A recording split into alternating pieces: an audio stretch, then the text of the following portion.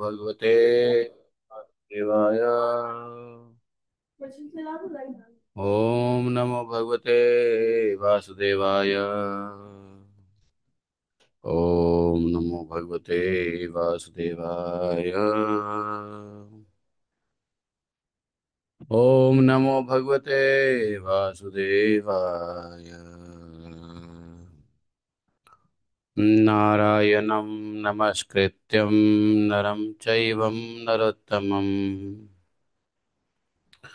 देवीं सरस्वतीं व्यासं ततो जयमुदीरयेत्।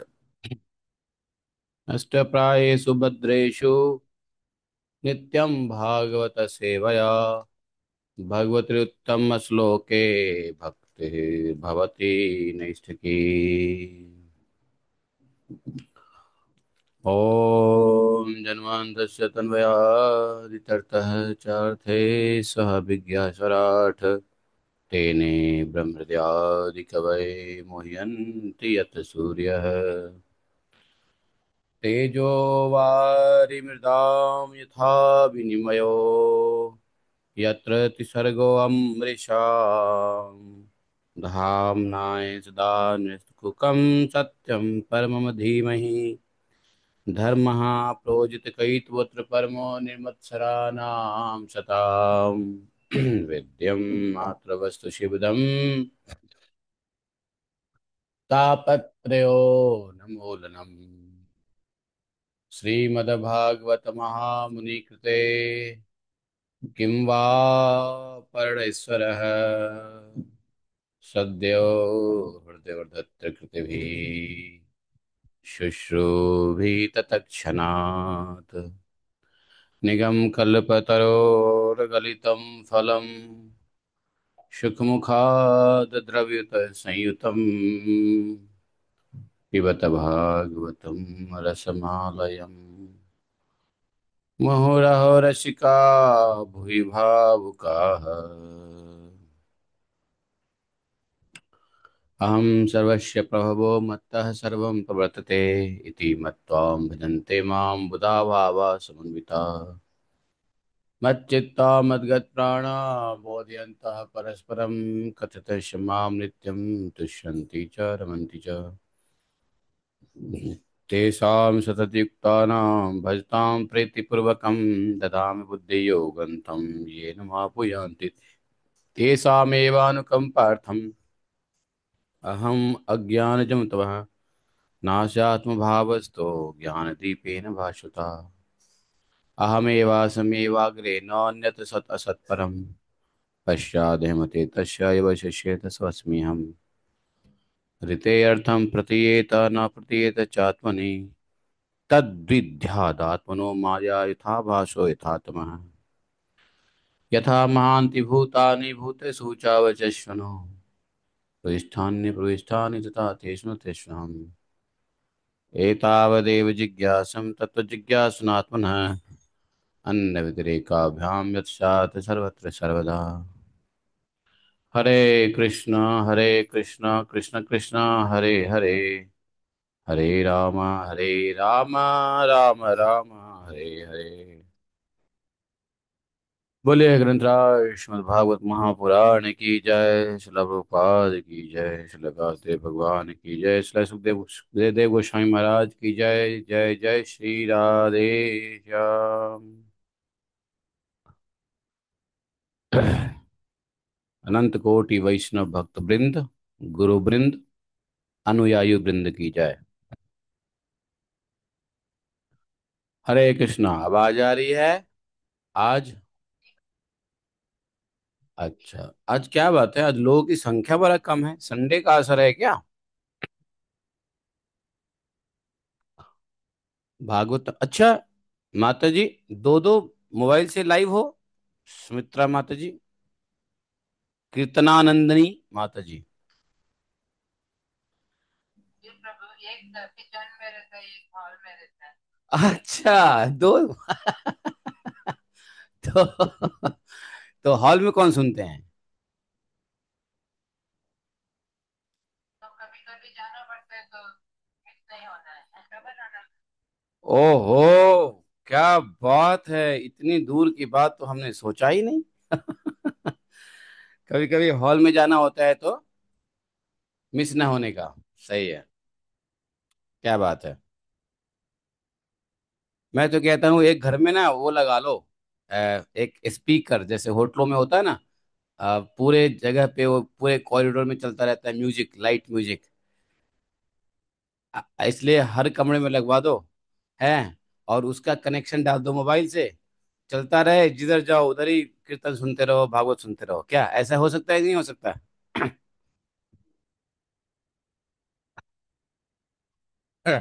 तो इसलिए अब ऑनलाइन का जमाना हो गया, सब कुछ ऑनलाइन हो गया, तो ऐसी व्यवस्था तो करनी ही चाहिए नहीं कि आप घर में कहीं डोलते फिरते रहोगे, कीर्तन सुनते रहोगे, कथा सुनते रहोगे। ऐसा व्यवस्था कर देना चाहिए। दिनेश प्रभु, अच्छा लगे तो लागू कर दो ये व्यवस्था। 2-3 स्पीकर लगाने हैं।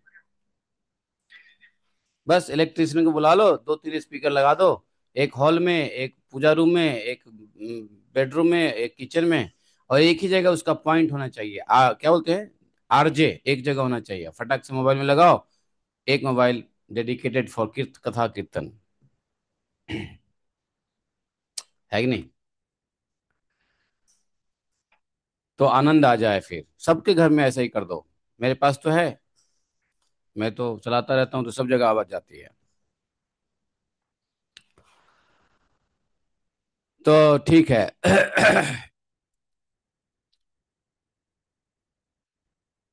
कल रात यहाँ पे इतना तेज आंधी तूफान आया कि नींद को भी डिस्टर्ब कर दिया।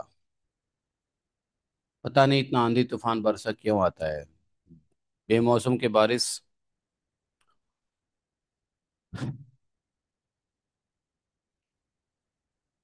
और गर्मी तो इस बार पता ही नहीं चल रहा है कि गर्मी है भी या नहीं।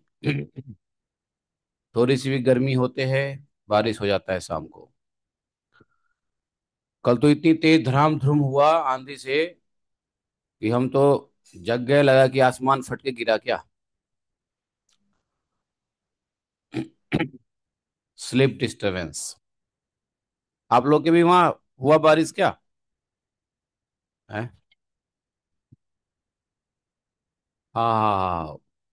आपके यहाँ तो मानसून आने वाला है, उडुपी तो बहुत क्लोज है ना। आपका तो मानसून आने वाला है। तो चलिए, प्रकृति है। अथ सप्तदशो अध्यायः।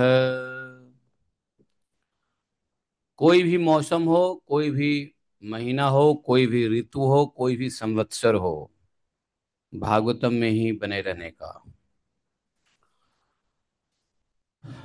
ये सब तो काल का चक्र है। महीना, संवत्सर, ऋतु, अयन,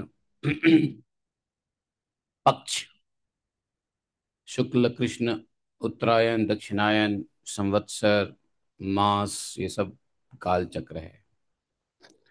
इसलिए हर काल चक्र में करना क्या है? श्रवणम, कथा श्रवणम, हरिनाम श्रवणम। आज सुबह में मैंने प्रभुपाद जी का एक लेक्चर सुना। तो उस लेक्चर में प्रभुपाद जी कहते हैं कि श्रवणम से ही भक्ति प्राप्ति होगी, भगवान की प्राप्ति श्रवणम से ही होगा। तो प्रभुपाद जी ने दो श्रवणम बताया है। एक बताया, नाम जप करते हैं तो श्रवणम करके करो, और दूसरा भागवत कथा श्रवणम। समझे? तो श्रवणम से ही भगवत प्राप्ति होने वाली है। श्री राधे। तो आइए श्रीमद् भागवतम का श्रवणम करते हैं। हरि नाम का श्रवणम तो आप लोगों ने किया ही है। चित्रकेतु को पार्वती जी का श्राप मिलेगा इस सप्तदश अध्याय में। आशा बहन जी, सॉरी, आता माता जी, जरा ऑडियो बंद, वीडियो बंद कर लो, बिकॉज ये शेकिंग, नो। तो अगर वीडियो, आप वीडियो में नहीं है और आपका वीडियो शेक कर रहा है, तो वीडियो बेटर ऑफ कर दो। अगर आप वीडियो को ऑन करते हो तो you be present like a anchor, news anchor. Shri शुकुवाच। मेरा गला भी बैठा हुआ है, पता नहीं क्यों। पता नहीं क्यों क्या। राधा कुंड पे 25-30 लोग आए हुए हैं, जिनको 3 घंटे में क्लास दे रहा हूँ पिछले 2 दिन से। आज अंतिम क्लास है, 3 दिन का सेशन था, और 3-3 घंटे की क्लास दे रहा हूँ, 3 से 6। तो कल भी बोलते बोलते गला, आज अंतिम क्लास है, आज बोल करके आराम करूंगा गले को। सच में बोलना बहुत टेंशन है, बोलना, अधिक बोलना बड़ा टेंशन का काम है। अब ऐसा फील हो रहा है कि बोलना बंद करना चाहिए, सारे लेक्चरबाजी बंद कर देना चाहिए। लेकिन मैंने उसके लिए टाइम निर्धारित किया है, इसलिए उस टाइम तक तो बोलना ही पड़ेगा। मैं 5 साल और बोलूंगा बस, 2030 तक। 2030 के बाद बोलना चलना बंद। सारी कथा कहानी।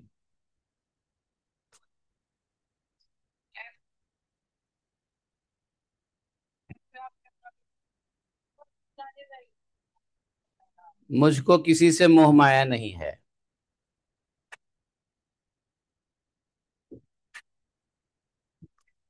तो हमारे तो हम यूट्यूब यूट्यूब के माध्यम से सुन लेना। मैं नोट नोट कर लो। 2030 के बाद कोई बातचीत नहीं होगी, कोई कथा नहीं होगा, सिर्फ कथा के ऊपर मनन होगा। बस मनन करना हो तो आ जाना। कथा तो 2030 तक होगी, बोलना चलना टेंशन का काम है, ज्यादा बोलोगे तो गला खराब हो जाएगी। इसलिए मैंने देखा है, बोलने से बहुत मुश्किल है, नुकसान है। और जी, कितना भी घी पी लो, अगर अंग को ज्यादा प्रयोग में लाओगे तो अंग खराब हो जाएंगे। इसलिए वैसे भी देखो 50 साल का हो जाऊंगा 2030 में। तो 50 साल के बाद आदमी को चिंतन करना चाहिए बस। हैं? अच्छा, ये कह रही है 1 घंटे की भागवतम तो ले ही सकते हो।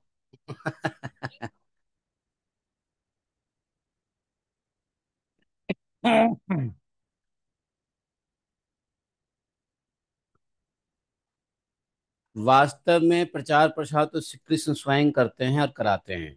कोई नहीं करता, कोई नहीं कराता। उनको जो कराना होगा ना, तो प्रभुपाद जैसे सैकड़ों बना देंगे। और नहीं कराना होगा तो हम जैसे गधे पैदा कर देंगे दुनिया में। समझे? तो ये सब भगवान की इच्छा है। लेकिन हाँ, ऐसा कल 2 दिन की क्लास से, 2 दिन जो मैंने 3 घंटे बोले, उसके बाद लगा कि वास्तव में भागवत के अलावा बोलना बड़ा टेंशन का काम है। भागवत के अलावा ये हेल्थ के बारे में, वेल्थ के बारे में, और योग के बारे में, न्याय दर्शन, हालांकि उसमें भी मैंने ज्यादातर भागवत की चीजें बोले, क्लास में भी मैंने ज्यादातर भागवत की चीजें बोली। लेकिन इट इज वेरी स्ट्रेनियस। तो मैंने डिसाइड किया कि 2030 के बाद कोई फालतू का बातें नहीं, सिर्फ भागवत, वो भी बहुत कम। ज्यादा चिंतन करो।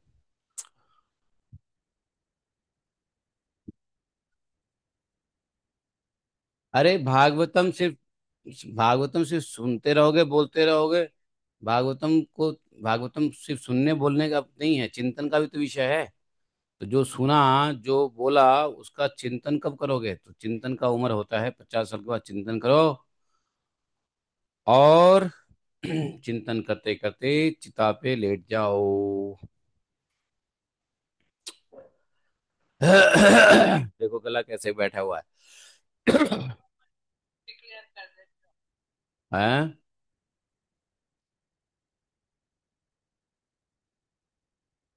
हाँ, मैंने तो बोला हुआ है इसको, मैंने इसको ही बोला हुआ है, 5 साल, बस 5 साल में दुनिया के तेला वेला में रहूंगा।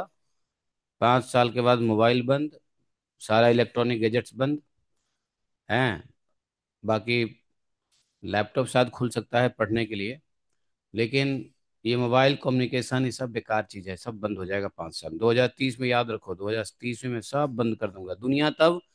2030 में आपके पास एक ऐसा डिवाइस आने वाला है जो एक ही डिवाइस में सब कुछ काम करेगा आपका। आप बोलोगे, आप वो काम कर देगा। आप बोलोगे कि प्लीज झाड़ू लगाओ मेरे घर में, तो झाड़ू लगाने लग जाएगा। समझे? ऐसा डिवाइस आने वाला है, एआई बेस्ड डिवाइस आने वाला है 2030 तक। पहले भी आ जाएगा, लेकिन 30 तक मैच्योर हो जाएगा मार्केट। आप बहुत सारा काम एआई से बोलोगे, एक ही डिवाइस है पॉकेट में रखना है, उसी से सारा काम हो जाएगा बैठे बैठे। समझे? आपका फैन भी चलेगा एआई से।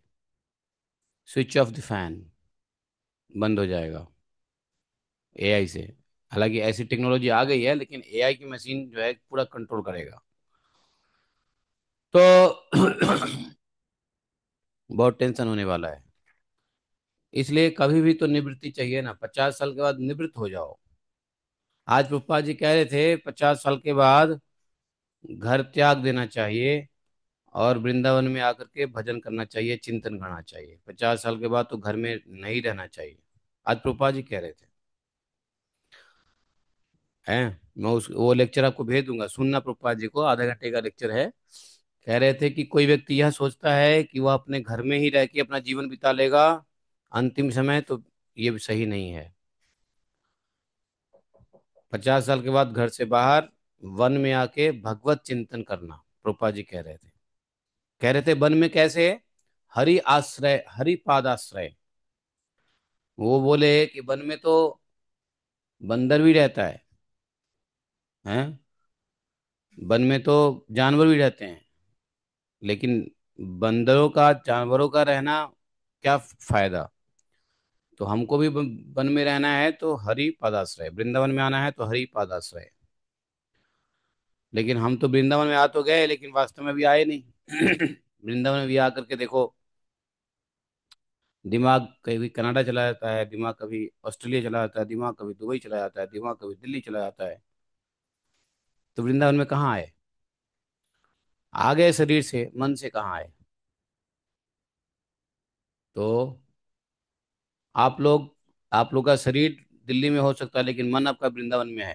लेकिन मेरे मेरे साथ टेंशन तो यह है कि मेरा शरीर वृंदावन में है, मन नोएडा और दिल्ली और बॉम्बे और दुनिया में है। तो हमारे लिए बहुत जरूरी है रिटायर होना एट द एज ऑफ 50।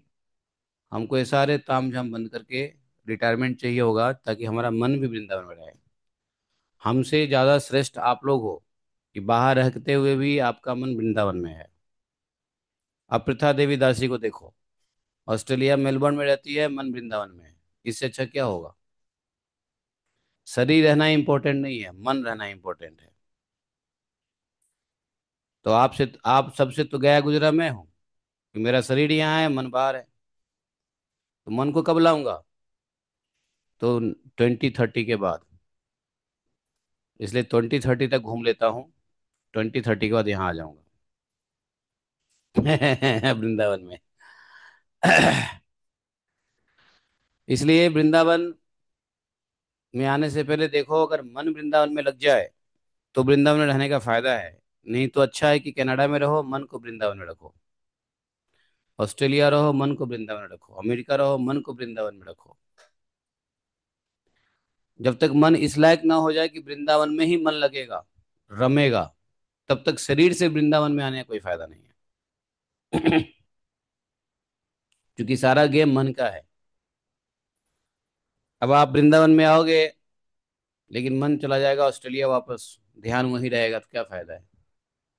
इससे अच्छा ऑस्ट्रेलिया रहो, ध्यान को यहाँ लगाओ। ये मैं सत्य बात बता रहा हूँ। सत्यम वदामि हम, सत्य सत्य बोल रहा हूँ मैं। तो शरीर को वृंदावन में तब तक ना लाओ जब तक मन न वृंदावन में आ जाए। शरीर और मन दोनों वृंदावन में आ जाए तो ठीक, नहीं तो बेहतर है कि मन को रखो, शरीर को कहीं भी रखो। अब समझ गए कारण क्या है? यही कारण है। सुखदेव जी कहते हैं यतश्चन यतश्च अंतर्हितो अनन्तस्तै कृत्वा दिशे नमः। विद्याधरश्चित्रकेतुश्च चा गगने चरः। स लक्षं वर्षलक्षाणां व्याहत बलेन्द्रियः। अस्तूयमानो महायोगी मुनिभिः सिद्धचारणैः। कुलाचलेन्द्रद्रोणीषु नानासङ्कल्पसिद्धिषु रेमे विद्याधरस्त्रिः रेमे विद्याधरः त्रिभिः गापयन् हरिम ईश्वरम्। एकदा स्वाभिमानेन विष्णुदत्तेन भास्वता गिरीशं ददृशे गच्छन् परीतं सिद्धचारणैः। ॐ अज्ञानतिमिरान्धस्य ज्ञानाञ्जनशलाकया चक्षुरुन्मीलितं येन तस्मै श्रीगुरवे नमः। श्रीचैतन्यमनोभीष्टं स्थापितं येन भूतले स्वयं रूप कदा मह्यं ददाति स्वपदान्तिकम्। वन्देऽहं श्रीगुरोः श्रीयुतपदकमलं श्रीगुरून् वैष्णवांश्च श्रीरूपं सागरजातं सगणरघुनाथान्वितं तं सजीवं साद्वैतं सावधूतं परिजनसहितं श्रीकृष्णचैतन्यदेवं श्रीराधाकृष्णपादान् सगणललिता श्रीविशाखान्वितांश्च। हे कृष्ण करुणा सिंधु दीनबन्धु जगत्पते गोपेश गोपिका कान्तं राधाकान्तं नमोस्तुते। तप्त कांचन गौरांगी राधे वृंदावनेश्वरी विश्वानुसुते देवी प्रणमामि हरिप्रिय। वाञ्छा कल्पतरुभ्यश्च कृपा सिन्धुभैः च पतितानां पावनेभ्यो वैष्णवेभ्यो नमो नमः। जय श्री कृष्ण चैतन्य प्रभु नित्यानंद श्री अद्वैत गदाधर शिवासादि गौर भक्तवृंद। हम्म, तो श्री सुखदेव महाराज कहते हैं, परीक्षित, विद्याधर चित्रकेतु जिस दिशा में भगवान शंकरशन अंतर्ध्यान हुए थे उसे नमस्कार करके आकाश मार्ग से स्वच्छंद विचरने लगे। अब हुआ क्या देखो, नारद जी ने उपदेश दिया, भगवान के दर्शन हुए, भगवान ने उनको उपदेश दिया, भगवान के दर्शन से वो पवित्र हो गए। उसके बाद उनका रूप कैसा हो गया, विद्याधर बन गए, विद्याधर। भगवान का दर्शन तो निष्फल नहीं होता है ना। तो आप लोग कहोगे कि जब भगवान के दर्शन हुए तो फिर भगवत धाम क्यों नहीं गए। मैं कई बार बता चुका हूं कि भगवान के दर्शन होने मात्र से भगवत धाम चले जाओगे या कोई गारंटी नहीं है। भगवान के दर्शन बहुतों के हुए हैं, भगवत धाम नहीं गए हैं। लेकिन हाँ, उनको भगवत धाम जाने से पहले भगवान यहाँ के लिए सेवा जरूर दे देते हैं। चित्रकेतु को सेवा मिल गया विद्याधर का, तुम विद्याधर बन जाओ और थोड़े दिन विद्याधर बन के सेवा करो। भगवान दर्शन दिए ध्रुव महाराज को। क्या ध्रुव महाराज भगवत धाम चले गए? नहीं, अभी भी ध्रुव लोक में बैठे हुए हैं ध्रुव महाराज। उनको सेवा दे दिया। तो भगवत धाम, विद्याधर एक स्वर्गलोक का प्राणी होता है, ठीक है, जिसका काम होता है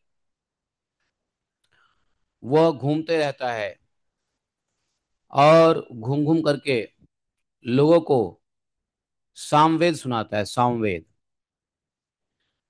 वेद भगवान का वेद है ना। कल वेद, वेद भगवान का क्या क्या है? शब्द ब्रह्म। तो शब्द ब्रह्म को धारण करते हैं विद्याधर। समझे नहीं समझे बात? तो विद्याधर लोग जो होते हैं शब्द ब्रह्म को धारण करके पूरे पृथ्वी पे आकाश में जहां तहां विचरण करते रहते हैं और सामवेद गायन करते हैं। उससे लोगों को आनंद मिलता है, ज्ञान मिलता है, भगवान की प्रसन्नता होती है। तो विद्याधर की ऐसी सेवा है। एक जगह विद्याधर नहीं होते, बैठते घूमते रहते हैं, फ्लाइंग फैकल्टी। समझे? उड़ते रहते हैं, आज यहाँ कल वहाँ परसों वहाँ, और जगह जगह पर जाकर के भगवान शब्द ब्रह्म का गायन करना उनका काम है। विद्याधर, विद्याधर बहुत है। 33 कोटि के देवता है ना, तो 33 कोटि में एक कोटि विद्याधर भी है। 33 प्रकार के देवता माने गए, उसमें विद्याधर भी एक है। और कौन है? आदित्य, रुद्र, मरुदगण, ये चार, चार प्रकार तो मैंने बता ही दिया। तो टोटल 33 प्रकार के देवताएं हैं, देवता है जो भगवान के कार्य में लगे रहते हैं। संसार के जीवों के लिए सारी फैसिलिटी करना इन प्रजापतियों का काम है। तो विद्याधर बन गए चित्रकेतु। भगवान आपको दर्शन देंगे तो आप भगवान को ये नहीं कह सकते भगवान आपने अब दर्शन दे दिया तो मैं तो बैकुंठ में चला ही जाऊंगा आपके साथ, या मैं गोलोकधाम में चला ही जाऊंगा आपके साथ। ऐसा आप भगवान को नहीं कह सकते हैं। भगवान के ऊपर है कि आपको कैसा क्या बना करके कौन सी सेवा में लगाएंगे। आपको भक्त को वही स्वीकार करना पड़ता है। भक्त का अपना कंडीशन नहीं होता कि मुझे, मैं भक्ति कर रही हूं कि मैं भगवत धाम जाऊंगी। ये भक्ति नहीं है। अहेतु की अप्रतिहता भक्ति होनी चाहिए। No condition, no motives, no condition. अगर आपके भक्ति में मोटिव आ गया और कंडीशन लग गया तो भक्ति में वाट लग गया। वाट समझते हो लगना क्या बोलते हैं वाट को? हाँ, भक्ति में वाट लग जाती है।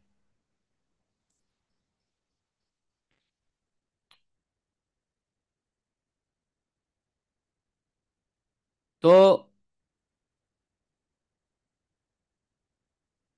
इसलिए भक्त भगवान के अधीन रहते हैं। दर्शन देने तो ठीक, न दें तो ठीक, दे उसके बाद कहाँ कहाँ भेजे, कौन सी सेवा दे तो ठीक। भगवान के ही हाँ में हाँ है, इसको प्रेम कहते हैं।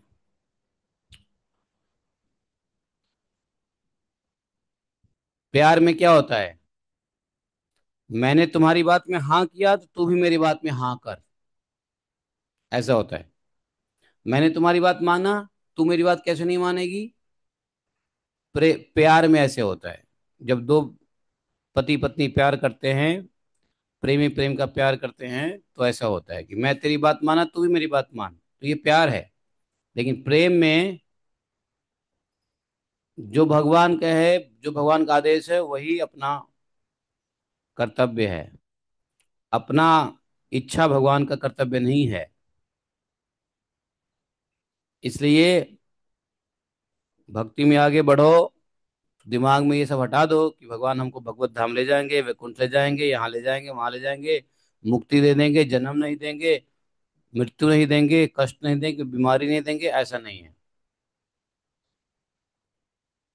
जन्म मृत्यु दें तो दें, वैकुंठ ले जाएं तो ले जाएं, गोलोक धाम ले जाएं तो ले जाएं, ना ले जाएं तो ना ले जाएं।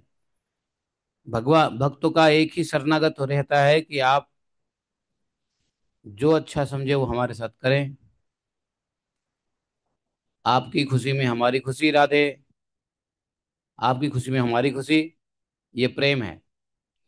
बट भक्त इतना इच्छा जरूर भगवान से प्रार्थना करता है कि आप हमारे कर्म फल से, अर्थात आप अपनी इच्छा से और हमारे कर्म फल से कहीं भी भेजो, हमें आपके चरणों का स्मरण बना रहे। हम आपको कभी ना भूले हे नाथ, मैं आपको कभी भूलूं ना, और हमारे आपके भक्तों का संगत बना रहे। ऐसी इच्छा आप कर सकते हो। बाकी भगवान से प्यार करना है या प्रेम करना है? हाँ, भगवान से प्यार करना है प्रेम करना है? प्रेम करना है। और प्यार किससे करना है? प्यार किससे करोगे, प्रेम किससे करोगे? है प्यार घर वालों से करोगे?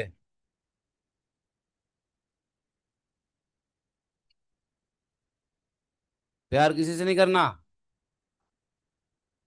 प्रेम भगवान से करना है और प्यार किसी से करना ही नहीं? अच्छा, बहुत बढ़िया। तो प्रेम भगवान से करना है लेकिन प्यार किसी से नहीं करना है, ये बात कह रहे हो ना? कुछ लोग कह रहे हैं नहीं, प्यार प्यार घर वालों से करना है। घर वाले से प्यार करोगे ना तो बाकी में प्रेम भगवान से कर ही नहीं पाओगे।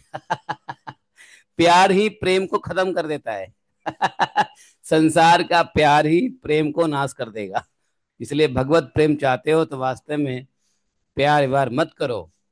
तो करो क्या? अपना कर्तव्य और जिम्मेदारियां निभाओ बस। संसार के साथ एक ही रिलेशन रखो, अपना कर्तव्य और जिम्मेदारियां। आप माँ हो, पुत्र के प्रति जो कर्तव्य हो करो, जो जिम्मेदारियां हो निभाओ। पुत्र हो, अपना कर्तव्य करो। तो हर व्यक्ति जिम्मेदारी और कर्तव्य ही निभाए संसार में। प्यार तो बहुत गंदी चीज है और प्रेम शुद्ध चीज है। तो प्रेम भगवान से, बाकी कर्तव्य और जिम्मेदारियां निभाओ। प्यार व्यार के चक्कर में मत पड़ो। प्यार वास्तव में अंधा होता है।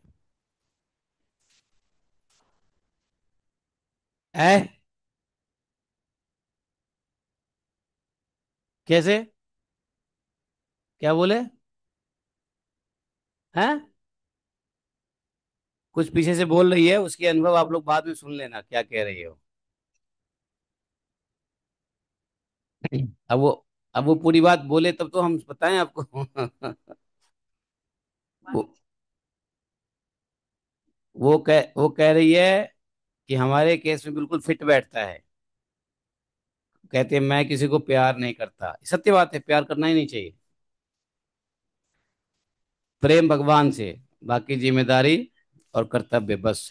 आप क्या कर सकते हैं संसार से? आप संसार से सिर्फ केयर करो, शेयर करो बस। केयरिंग एंड शेयरिंग आप संसार से कर सकते हो। ठीक है ना? बस।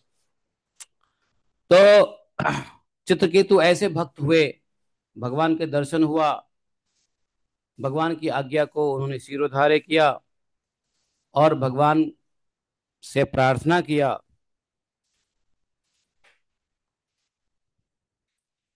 भगवान के दर्शन से भगवान ने कहा कि तुम तो शुद्ध हो गए हो, हमारे दर्शन से तुम शुद्ध हो गए, सिद्ध हो गए, शुद्ध हो गए हो, शुद्ध हो गए हो और सिद्ध भी हो गए हो। यस, सिद्ध और शुद्ध दोनों हो गए हो। 50वें श्लोक में देखो, भगवान कह रहे हैं सिद्ध हो चुके हो। तो भगवान ने कहा कि चलो अब तुम विद्याधर बन जाओ। अब विद्याधर बन गए तो चित्रकेतु जी खूब घूमने लगे, भगवान को नमस्कार करके अब आकाश मार्ग से घूमने विचरने लगे। विद्याधर का काम बताया ना, घूमने का होता है।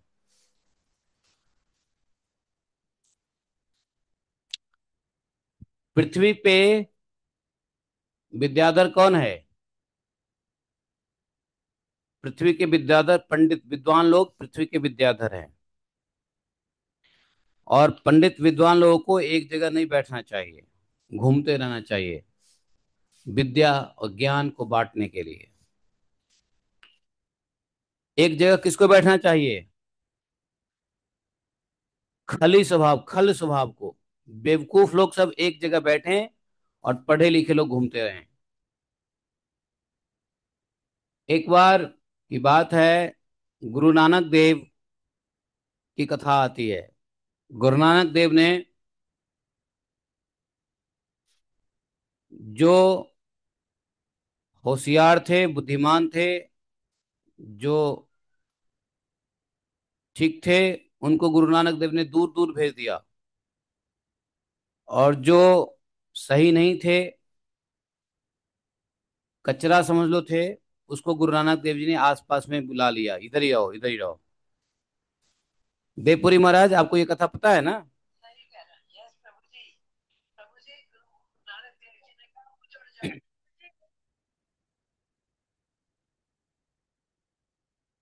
हाँ। हाँ हाँ, बाकी बेवकूफों को बोला इधर ही बैठो, और और और सियाने लोगों को, बुद्धिमान लोगों का उजर जाओ। अब लोगों को लगा, हाय हाय दैया रे दैया, लोगों को लगा। हाँ हाँ, बसते रहो।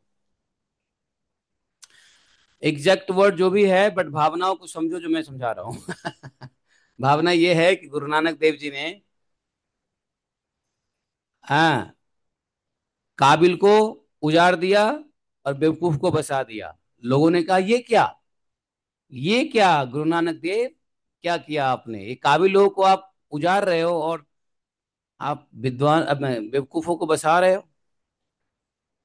तो गुरु नानक देव जी ने उनको कहा यही बात। तो इसलिए विद्वान काबिल को एक जगह नहीं बैठना चाहिए, उसको घूमते रहना चाहिए ज्ञान बांटने के लिए। कैसे ज्ञान बांट पाएगा, नहीं बांट पाएगा ना, इसलिए घूमते रहना चाहिए। विद्याधर को इसलिए घूमते रहने का काम रहता है। और विद्याधर किसे घूमते हैं, विद्याधर की ड्यूटी होती है, जो देवता लोग है ना, देवता लोगों को जाकर के एडुकेशन देते रहो, वेद का गायन सुनाते रहो, साम वेद सुनाते रहो देवताओं लोगों को, ताकि उनको समझ में आए कि भाई शब्द ब्रह्म भी कोई चीज है। नहीं तो वो लोग इतने बिजी हैं, देवता लोग, कि वो भूल जाएंगे भगवान को, शब्द ब्रह्म को भूल जाएंगे, वेद ब्रह्म को भूल जाएंगे। तो इसलिए विद्याधर का काम है घूमते रहो और सबको सुनाते रहो। वही हमारे पृथ्वी पे परिव्राजकाचार्य का ड्यूटी है। परिव्राजकाचार्य जो होते हैं वो घूमते रहते हैं। ऐसे सन्यासी विद्वान जो एक जगह नहीं बैठते, वो घूमते रहते हैं देश देशांतर, और वहां जाके कथा कीर्तन लेक्चर प्रवचन अच्छी बातें करते रहते हैं। इसलिए प्रभुपाद जी को क्या बनाया, परिव्राजकाचार्य। प्रभुपाद जी कैसे सन्यासी हुए, परिव्राजकाचार्य। तो चित्रकेतु आकाश मार्ग से आकाश मार्ग से स्वच्छंद विचरने लगे, और चित्रकेतु तो महायोगी हो गए। तो महायोगी चित्रकेतु करोड़ों वर्षों तक, कितने वर्षों तक, करोड़ों वर्षों तक सब प्रकार के संकल्पों को पूर्ण करने वाली सुमेरु पर्वत की घाटियों में घूमते रहते थे। उनके शरीर बल और इंद्रिय बल की शक्ति अक्षुण्ण रही, मतलब शरीर बल इंद्रिय बल कम हुआ ही नहीं करोड़ों वर्ष तक घूमने के बाद। बड़े बड़े मुनि सिद्ध चारण ये चित्रकेतु विद्याधर की स्तुति करते रहते थे। उनकी प्रेरणा से विद्याधरों की स्त्रियां उनके पास सर्वशक्तिमान भगवान के गुण और लीलाओं का गान करती रहती। अब देखो, बताया नहीं, भगवान के गुण लीला का गान करते रहते हैं। सामवेद क्या है, सामवेद में भगवान की गुण लीलाओं का गान है। आप लोगों ने कभी सामवेद सुना है, नहीं सुना होगा। सामवेद जो है ना, वो सिर्फ गायन होता है, गायन। तो उसमें क्या गाते हैं, भगवान की ग्लोरी सो गाते हैं। तो उस विद्याधर की प्रेरणा से, उनकी प्रेरणा से विद्याधरों की स्त्रियां उनके पास सर्वशक्तिमान भगवान के गुण लीलाओं का गान करती रहती। एक दिन, एक दिन क्या हुआ कि चित्रकेतु भगवान के दिए हुए तेजोमय विमान पर सवार होकर कहीं जा रहे थे। भगवान ने उनको एक विमान भी दिया था। जब विद्याधर बनाया भगवान ने, तो उसका विमान भी दिया। विमान पे सवार होके जा रहे थे। विमान कैसा था, तेजोमय। इसी समय उन्होंने देखा कि भगवान शंकर बड़े बड़े मुनियों की सभा में सिद्ध चारणों के बीच बैठे हुए हैं। वैसे मुझे पता नहीं क्यों आज ये चैप्टर लेने का मन नहीं कर रहा है, क्योंकि ये चैप्टर है बहुत बढ़िया, बहुत बातें इसमें बताने को है। लेकिन मैं सोच रहा हूँ कि अधिक नहीं बोलने की वजह से मैं शायद शॉर्टकट में इसको कर दूं। चलो ठीक है, देखते हैं। तो घूमते घूमते पहुंच गए ए ताई, जरा पैर को सीधा कर दियो। पैर सब गिर गए ना। और सुनो, छत पे खंबे उम्बे है ना, खंबे उम्बे इतने थे ना, ला के गार के बांध दो, या ऐसे लटका दो, छटका दो, उसमें पैर में लगा दो, ओट लगा दो। बल्ली है ना, बल्ली तीन चार हमारे पास, उसको चीर के उसको ओट लगा दो। ठीक है, कुछ करो, पैर गिर गए हैं।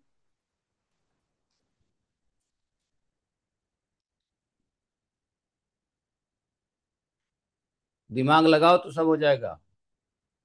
बुद्धि से काम लो। तो अब क्या हुआ, चित्रकेतु जा रहे थे, उनकी नजर नीचे पड़ी। नीचे पड़ी तो उन्होंने विचित्र दृश्य देखा। वह दृश्य कैसा था मालूम है?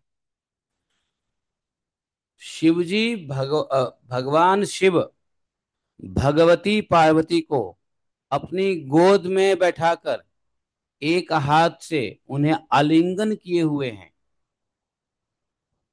चित्रकेतु यह देख करके अपना भौं को ऐसे किया। भ्रिकुटी तानना, भ्रिकुटी तान लिया। ओ, ये क्या है? इसको भ्रिकुटी तानना कहते हैं। भ्रिकुटी तान लिया, अबाक रह गया, आश्चर्यचकित रह गया। उसने देखा ये कौन है भाई, शिव जी हैं। भगवान शिव पार्वती को अपनी गोद में बिठा के बाएं हाथ से उसको आलिंगन किए हुए, वो भी कहां पर? सबकी सभा में। बड़े बड़े ऋषि मुनि की सभा थी, चारण सिद्ध सब वहां बैठे हुए थे, प्रजापति सब बैठे थे वहां पे, सभा लगी हुई थी। सभा में शिवजी अपने पत्नी पार्वती को गोद पे बिठाए हुए हैं। अरे गोद में बिठाते तो भी ठीक था, ऊपर से वो यार यारी की तरह पार्वती जी के गोद में बिठा करके हाथ से आलिंगन किए हुए हैं। ये विचित्र दृश्य देख करके चित्रकेतु विमान को रोका, विमान को कहा कि चलो उस सभा में ले चलो। विमान सभा में आ गए, और चित्रकेतु ने क्या किया, हंसने लगे, और हंस हंस करके चित्रकेतु ने पार्वती को सुना सुना करके, पार्वती को जानबूझ के पार्वती जी को सुना करके चित्रकेतु हंस के बोलने लगे।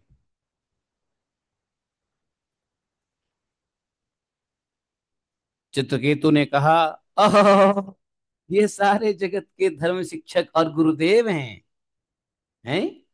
ये समस्त प्राणियों में श्रेष्ठ हैं। इनकी यह दशा कि बड़ी भारी सभा में अपनी पत्नी को शरीर से चिपका कर बैठे हुए।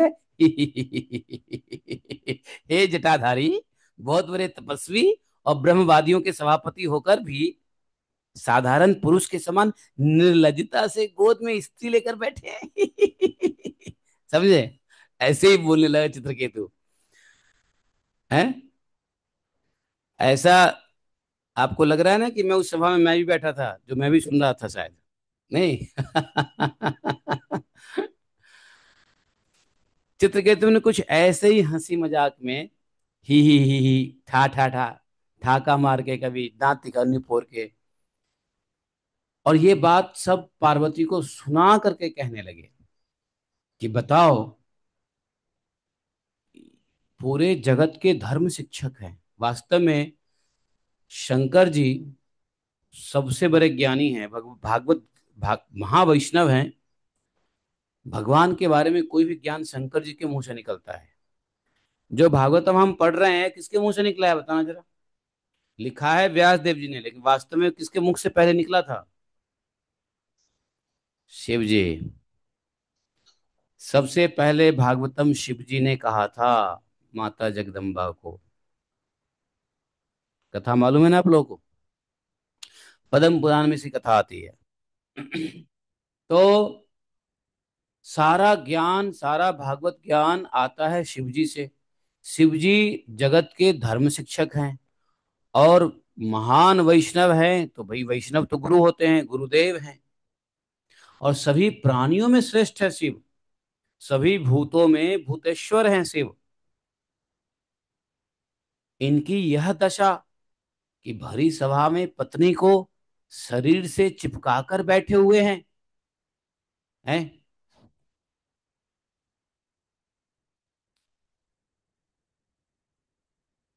बताओ। जटाधारी, बड़े तपस्वी, ब्रह्मवादियों की सभापति हैं, और साधारण पुरुष के समान निर्लज्जता से गोद में स्त्री लेकर बैठे हैं। हे। समझे? जोर जोर से हंस के बोलने लगे। प्रायः साधारण पुरुष भी एकांत में स्त्री के साथ उठते बैठते हैं। साधारण पुरुष भी स्त्री के साथ एकांत में उठते बैठते हैं, परंतु ये तो देखो, इतने बड़े होकर के भरी सभा में स्त्री को लिए बैठे हैं। नारायण। समझे?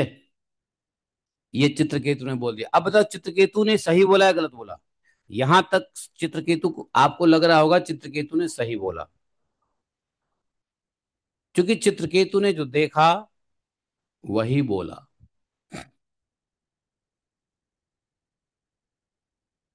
लेकिन तत्व की दृष्टिकोण से देखोगे तो चित्रकेतु को नहीं बोलना चाहिए। चित्रकेतु से यहाँ एक गलती हो गई। वो गलती किस लिए हुई? क्योंकि उनको थोड़ा सा घमंड हो गया था।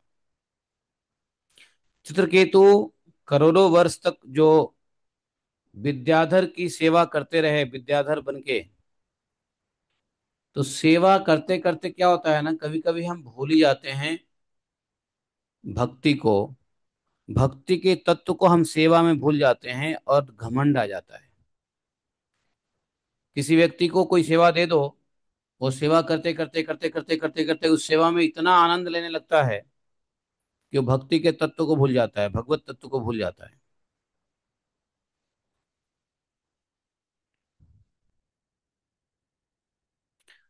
इसलिए एक सेवा मत करो, सेवा को बदलते रहो।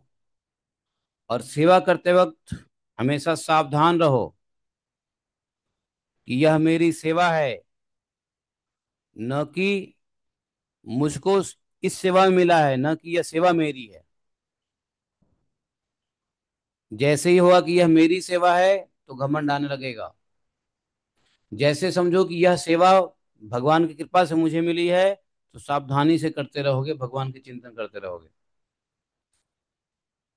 बहुत सारे भक्त हैं जिनको, अगर जैसे मान लो किसी सन्यासी का सेक्रेटरी बना दिया, तो सेक्रेटरी शुरू शुरू में तो वो बड़ा हम्बल रहेगा, बाद में वो ऐसा एरोगेंट हो जाता है, मैं तो महाराज से चला हूँ, और किसी से कुछ भी बातें कर देगा, किसी से कुछ होना, कोई मिलने आएगा तो नहीं मिलने देगा, कुछ महाराज को देना है तो अपने पास रख लेगा। मतलब अपनी ही टेंडेंसी दिखाता रहता है, घमंड आ जाता है कि मैं महाराज का चेला हूँ, सेक्रेटरी हूँ, परिकर हूँ, मैं जिसको चाहूंगा महाराज से मिलने दूंगा, नहीं चाहूंगा नहीं मिलने दूंगा। इस सेवा में घमंड आ जाता है फिर। ऐसे बहुत सारी सेवाएं हैं जिसमें व्यक्ति को लगा दिया जाए तो सेवा, लंबे काल तक सेवा करने से उनको घमंड आ जाता है। चित्रकेतु को करोड़ों वर्षों तक विद्याधर की सेवा मिली, और चित्रकेतु ऐसा सेवा मिला कि उसको ना तो बल की कमी होती थी, न ही उसके इंद्रियों में कोई शक्ति छीन होता था। जवान का जवान रहा, वो सेवा कर रहा होता था। इसलिए ब्रह्मा जी बड़े चतुर थे। ब्रह्मा जी ने संसार की रचना ही नहीं की, तपस्या कर लिया, भगवान से वरदान प्राप्त कर लिया, सृष्टि निर्माण का आदेश प्राप्त कर लिया, लेकिन आदेश का पालन ब्रह्मा जी नहीं किए। भगवान ने पूछा, ब्रह्मा आप सृष्टि का निर्माण क्यों नहीं कर रहे हैं? ब्रह्मा जी को बैकुंठ में बुला के पूछा। ब्रह्मा जी से हाथ मिलाया भगवान ने कि आपको नियुक्त किया गया है सृष्टि निर्माण के लिए, निर्माण कीजिए। बोले महाराज, आप एक वरदान दोगे तो मैं निर्माण करूंगा, वरना नहीं करूंगा। बोले कौन सा वरदान चाहिए? दो वरदान मांगा उन्होंने, ब्रह्मा जी ने। एक, नहीं नहीं, दो वरदान नहीं, ब्रह्मा जी ने एक ही वरदान मांगा। उस एक के साथ में भगवान ने दूसरा वरदान दिया। तो एक वरदान क्या मांगा मालूम है? कि आपने जो मुझे ये सृष्टि की सेवा दी है, उस सेवा में मुझे घमंड ना आ जाए। क्योंकि मुझे मालूम है सेवा करते करते घमंड आता ही है, अहंकार आता ही है, होता ही है। और अहंकार व्यक्ति को, जीव को गिरा देता है, पतन कर देता है। मैं बेशक ब्रह्मा हूं, लेकिन आपने मुझे सृष्टि निर्माण का कार्य दिया है। तो इस सृष्टि निर्माण में अहम हो जाता है, अहम, अहंकार हो जाता है। और यदि अहंकार हो गया इस सेवा में तो मैं गिर जाऊंगा पृथ्वी पे, मेरी हालत मनुष्यों से बदतर हो जाएगी। तो इसलिए आप मुझे वरदान दीजिए कि आपकी यह सेवा करते वक्त मुझे अहंकार ना हो। कितने चतुर थे ब्रह्मा जी, बताओ। आप लोगों को समझ में आ रहा है ब्रह्मा जी कितने चतुर थे? चतुर मतलब चतुर समझते हो? चतुर मतलब ये नहीं गंदा चतुर, चतुर मतलब इंटेलिजेंट। कितना अलर्ट थे। चतुर वह है जो अपने जीवन के प्रति अलर्ट है। चतुर वह है जो अपने आत्मा को परमात्मा तक पहुंचाने के प्रति सजग है, वह चतुर है।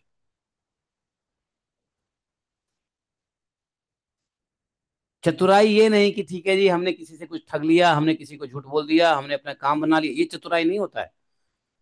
कृष्ण भक्त बड़ो चतुर, इसका मतलब, चतुर का मतलब होता है कि हर सिचुएशन में वह अपना कल्याण का रास्ता ढूंढ लेता है, वो चतुर कहलाता है। कल्याण का रास्ता ब्रह्मा जी को पता था। ब्रह्मा जी की पोजीशन पे कोई जीव ऐसे थोड़ी ना पहुंचेगा। भगवान का रजोगुण कला को स्वीकार करेगा साधारण जीव? साधारण जीव भगवान के रजोगुण की कला का नहीं स्वीकार कर सकता ना। ब्रह्मा जी बड़े चतुर थे, भगवत भक्त थे। उन्होंने भगवान से, भगवान मुस्कुराए, भगवान हंसे मुस्कुराए, बोले ब्रह्मा तुम तो बड़े चतुर हो भाई, यू आर वेरी, मैं तुम पे प्रसन्न हुआ। तुमने तुमने यह बात सही कही कि कोई भी कार्य में, कोई भी सेवा में अहंकार आता ही है।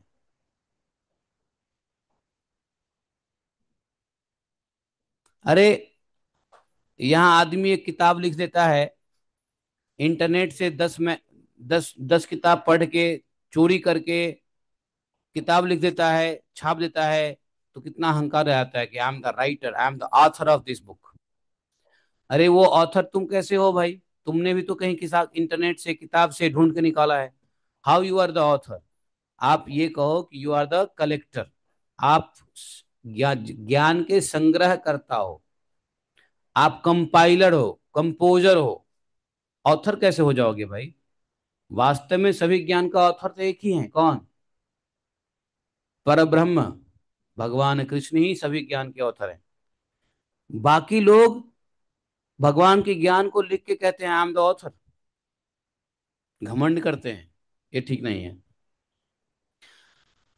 अरे आदमी इतना तक घमंडी होता है कि वो एक लाइन बोल देगा ना तो साथ में नाम लिख देगा। एक लाइन कोटेशन डाल देगा, नीचे लिख देगा माधव कृति दास। बताओ। एक एक कोटेशन का क्रेडिट ले लेता है वो। किताब लिख दिया तो कितना, और सेवा कर दी तो कितना घमंड आ जाता है। इसलिए आपको लगे कि किसी सेवा में घमंड आ रहा है तो बेहतर है सेवा मत करो। लेकिन सेवा घमंड के साथ मत करो, सेवा का त्याग कर दो। इसलिए साधना पहले कहा जाता है। हमने बताया था ना कि सेवा बाद में, साधना पहले।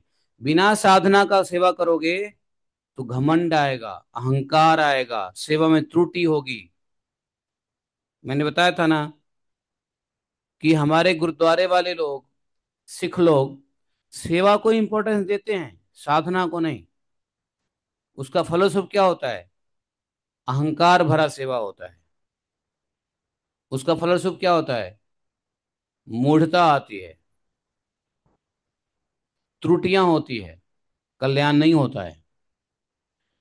हालांकि सेवा से कल्याण होता है, लेकिन अहंकार मुक्त सेवा से कल्याण होता है। तो अहंकार कैसे जाए, इसके लिए साधना करनी पड़ेगी, इंद्रियों को साधना पड़ेगा। मैं एक एग्जाम्पल के लिए बताता हूं, ध्यान से सुनो। अगर कोई व्यक्ति अपने इंद्रियों का नियंत्रण नहीं करेगा, साधना मतलब क्या? साधना इंद्रियों का साधना। तो इंद्रियों को नहीं साधेगा, इंद्रियों को नियंत्रित नहीं करेगा। इंद्रियों में मान लो एक इंद्रिय ले लो, कौन सी इंद्रिया? मान लो जीवा, जीवा ले लो, जीवा। रस इंद्रियां, जीवा को कौन सी इंद्रियां कहते हैं? रस इंद्रियां। अगर कोई व्यक्ति अपने जीवा पे कंट्रोल नहीं किया हुआ है साधना से,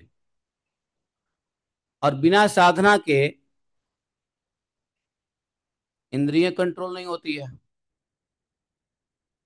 अब कोई बिना साधना का साधक, मान लो भगवान के लिए 56 भोग बनाए, तो 56 भोग बनाते बनाते उसके खुद के मुंह में लार आ जाएगा। बताओ, भगवान स्वीकार करेंगे? नहीं करेंगे। प्रसाद बनाते वक्त यदि आपके मुंह में लार आता है, टेस्ट करने की इच्छा होती है, मन में, मुंह में जो है ना पानी आ जाता है, तो वह प्रसाद आपने अपनी भावना से ग्रहण कर लिया। आपने भाव इंद्रिय से प्रसाद को ग्रहण कर लिया। भगवान भाव को ही देखते हैं, और वह प्रसाद जूठा हो गया, भगवान कभी नहीं भोग स्वीकार करेंगे।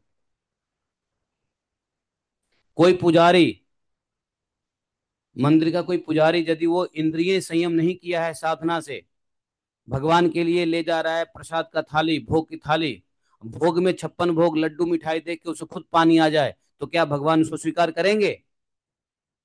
नहीं करेंगे। इसलिए भगवान के भोग ले जाते वक्त ढक के, है, कपड़ा से ढक के ले जाया जाता है भगवान का भोग। क्यों?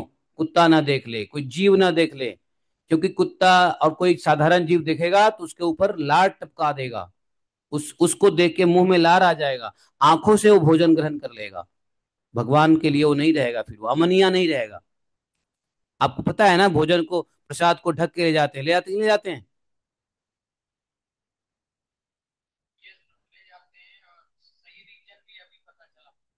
इसलिए ले जाते हैं कि असंयमित व्यक्ति या किसी कुत्ते जानवरों का दृष्टि न पड़ जाए उसके ऊपर।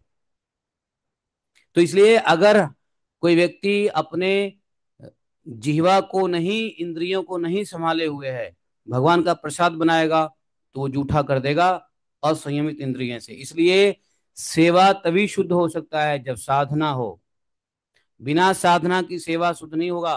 कुछ लोग कहेंगे, अरे प्रभु जी, साधना की क्या जरूरत है, सेवा करो, सेवा बहुत बड़ी चीज है, सेवा सेवा। लेकिन बिना साधना का सेवा कैसे कर लोगे? साधना में त्रुटि आ जाएगी, साधना में अहंकार आ जाएगा, साधना में दूषण, प्रदूषण आ जाएगा, साधना दूषित हो जाएगी, सेवा सेवा दूषित हो जाएगी। इसलिए साधना के बाद ही सेवा में प्यूरिटी आती है। ब्रह्मा जी ने साधना किया था, भगवान की सेवा, फिर भी ब्रह्मा जी को लगा कि मैं, मेरे में अहंकार ना आ जाए। इतनी सात 10,000 वर्ष तक तपस्या करने के बाद भी ब्रह्मा जी को लगा कि हमारी सेवा से, हमारी सृष्टि निर्माण की सेवा में हमसे कोई चूक ना हो जाए। इतना मेहनत करके तो हम ब्रह्मा जी के पोजीशन में पहुंचे हैं। जीव इतना मेहनत करता है तो ब्रह्म लोक तक पहुंच, ब्रह्मा जी का पोजीशन, अब एक गलती से यहां से गिरेंगे ना, चुप हो गए। भगवान ने बुलाया, ब्रह्मा जी गए बैकुंठ, भगवान ने हाथ मिलाया, अपने पास में बुलाया, बिठाया, मित्रवत व्यवहार किया भगवान ने ब्रह्मा जी से। ब्रह्मा जी से पूछा, ब्रह्मा जी ने कहा कि बस मुझे वरदान दीजिए कि मैं सृष्टि निर्माण में अहंकार न हो, नहीं तो मैं गिर जाऊंगा। मैं गिरना नहीं चाहता, इस यहां तक पहुंच के नहीं गिरना चाहता।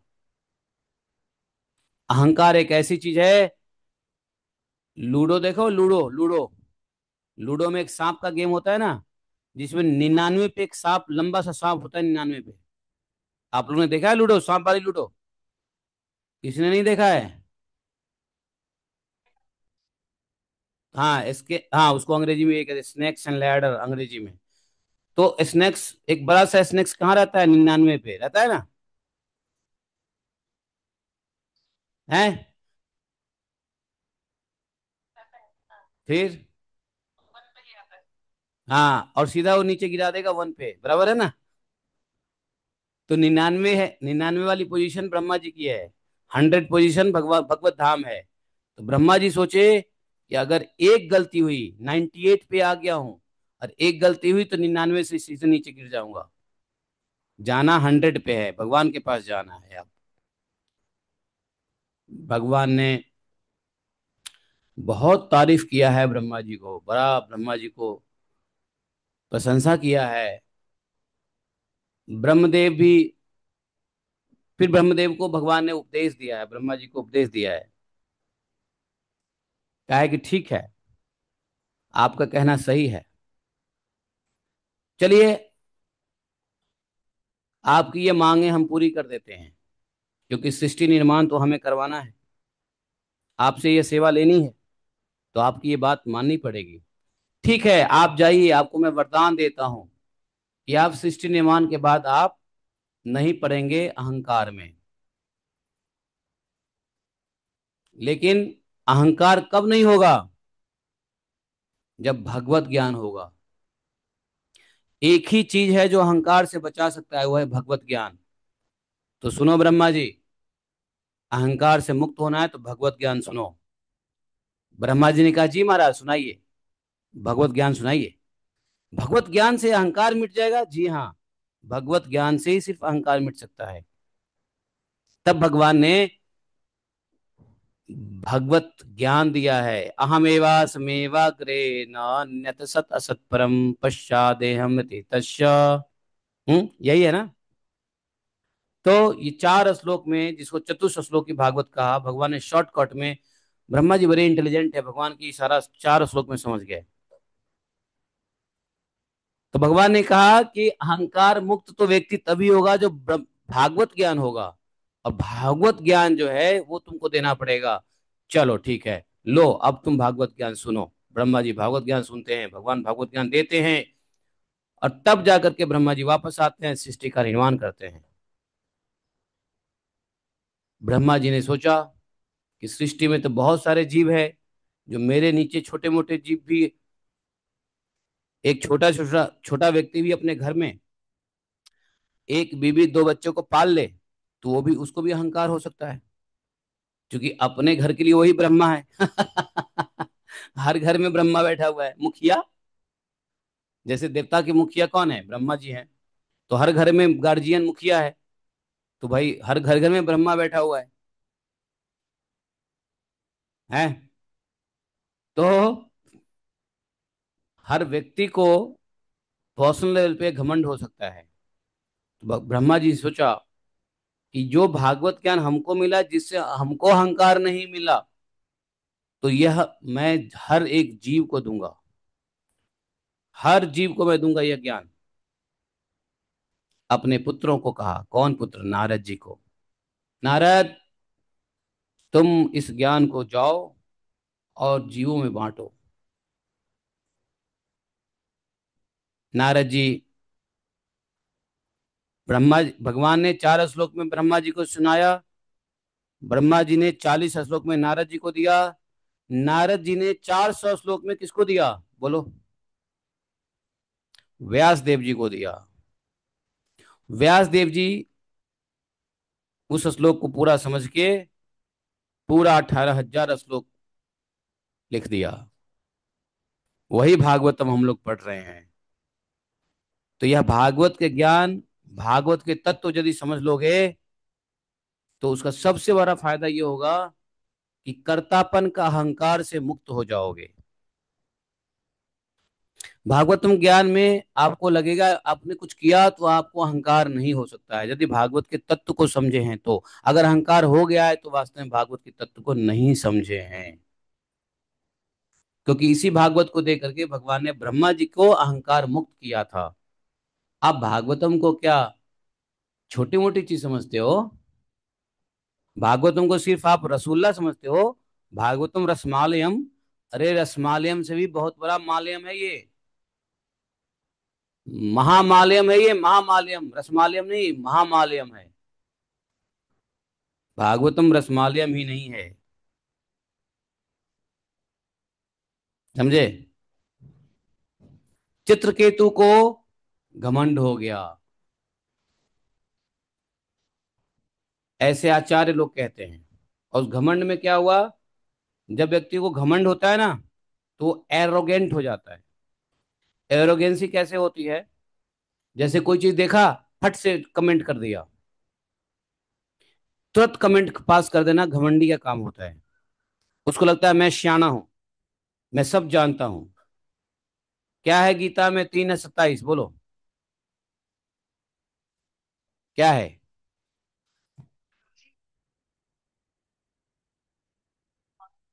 हाँ, करता हमिति मन्यते। यस। हम्म। हाँ, अहंकार विमूढ़ात्मा करता हमिति मन्यते। ये घमंड है, यही अहंकार है। कराने वाले भगवान के 3 गुण हैं, लेकिन विमूढ़ आत्मा जो हैं उनको लगता है कि मैं ही करने वाला हूं। है कि नहीं? प्रकृते ही क्रियमाणानि गुण ही कर्माणि सर्वशः अहंकार विमूढ़ात्मा करता हमिति मन्यते। ये बात है 327 गीता में। Thank you very much. यहाँ पे गीता कोट माता जी ने कर दिया। तो ऐसे ही इंटेलिजेंट बनो आप लोग। भागवतम सुनते वक्त गीता पास में रखो। और गीता में देखो भगवान ने उसके बारे में क्या कहा है। भागवतम चलते फिरते खाते पीते बोलते काम करते सुनने की चीज नहीं है। भागवतम का अपराध भी हो जाता है कभी कभी।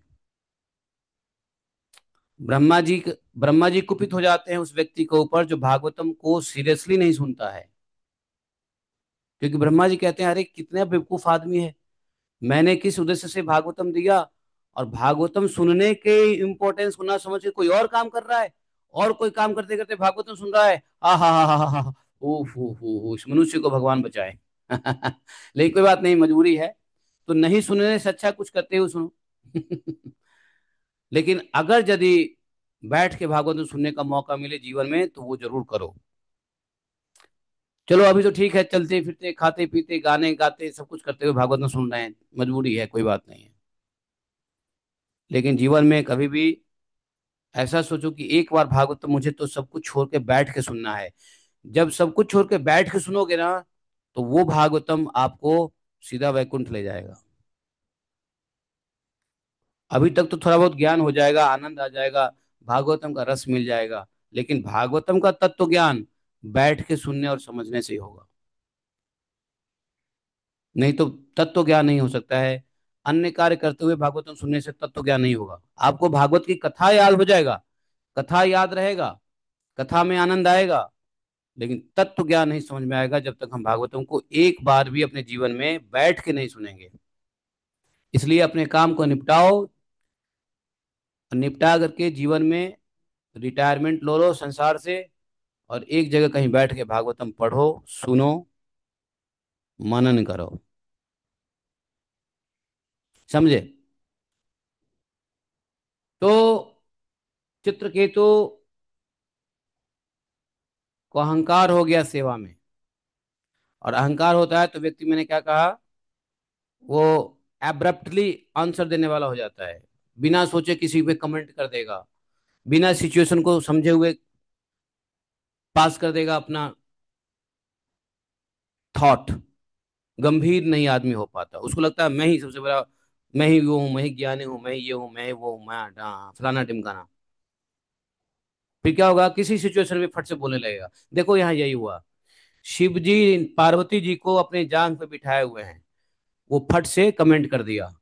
अगर वह विचारवान होता, अगर अहंकार नहीं होता उसके अंदर, चित्रकेतु के अंदर, तो क्या होता, विद्याधर चित्रकेतु थोड़ा सोचता।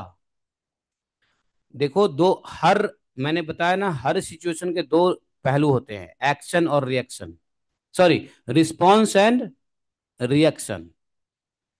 क्या होता है, रिस्पॉन्स एंड रिएक्शन, समझो। आप किसी चीज को देखते हो, रुक के सोचते हो, विचारते हो, फिर आप बोलते हो, तो वो रिस्पॉन्स कहलाता है। लेकिन बिना सोचे बिना समझे कुछ बोल दिया, वो रिएक्शन कहलाएगा। रिस्पॉन्स एंड रिएक्शन में समझो, रिस्पॉन्स बुद्धिमान व्यक्ति करता है, रिएक्शन बेवकूफ करते हैं। रिस्पॉन्स से रिलेशन बनता है, रिएक्शन से रिलेशन बिगड़ता है। रिस्पॉन्स में आनंद आता है, रिएक्शन में करवाहट आती है।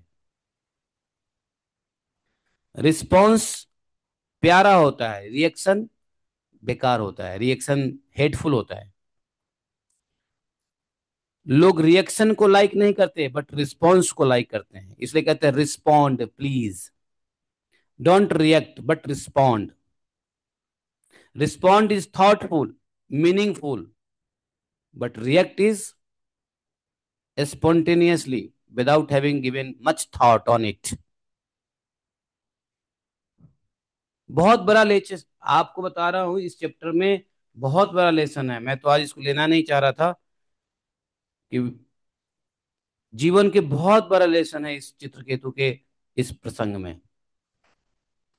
चित्रकेतु अपने अहंकार में, मद में थोड़ा भी नहीं सोचा। वो जैसे वो यह सोच करके बोल दिया पार्वती जी को सुना करके। सबसे पहली बात, एक बात ध्यान रखो, कोई भी मर्द गलत कर रहा हो तो उसकी गलती उसकी बीवी के सामने मत बोलो। ये एक प्रिंसिपल नोट कर लो, किसी भी व्यक्ति के गलती को उसके पत्नी के सामने मत बोलो। इससे भयंकर नुकसान हो सकता है, और ये नुकसान मैंने झेला हुआ है। मैंने भी ऐसी गलती किया हुआ है कि पति को मैंने पत्नी के सामने में ही नीचा दिखा दिया। मुझे पता चला बाद में भागवतम से, अरे ऐसा नहीं करना चाहिए था। तो पहला प्रिंसिपल तो सभ्य सभ्य व्यक्ति का प्रिंसिपल यही होता है। चित्रकेतु अगर दिमाग ठिकाने में होता, होश में होते, तो चित्रकेतु पहले, माता पार्वती है तो वहां कुछ मत बोलो। बाद में जब पत्नी अलग हो जाए तो उसके हस्बैंड को समझा दो, अरे तूने ये क्या किया, ऐसा नहीं करना चाहिए था। लेकिन पत्नी के सामने मत समझाओ, क्योंकि पति पत्नी का रिलेशन गुरु शिष्य का होता है, और शिष्य का सामने गुरु को नहीं डांटा जाता। गुरु गलती कर रहा हो तो शिष्य के सामने कुछ मत बोलो, शिष्य अलग हो जाए तो गुरु को समझा दो। अगर गुरु आपसे छोटा है तो, अगर गुरु बड़े हैं तो फिर आप किसी बड़े गुरु के पास जाओ, उनको बोलो कि भाई उनको समझाने के लिए। ये इटिकेट है। चित्रकेतु ये भी तो सोच सकता था। दूसरी गलती चित्रकेतु से ये हो गया कि जो चित्रकेतु अपने मुंह से बोल रहा है कि आप ज्ञानी हैं, आप जीवों में श्रेष्ठ हैं, आप, तो ये भी तो, जब तुम बोल, तब जब तुम एक्सेप्ट कर रहे हो कि भगवान शिव बुद्धिमान है, भगवान शिव जो है, अ, अ, जो है, क्या है,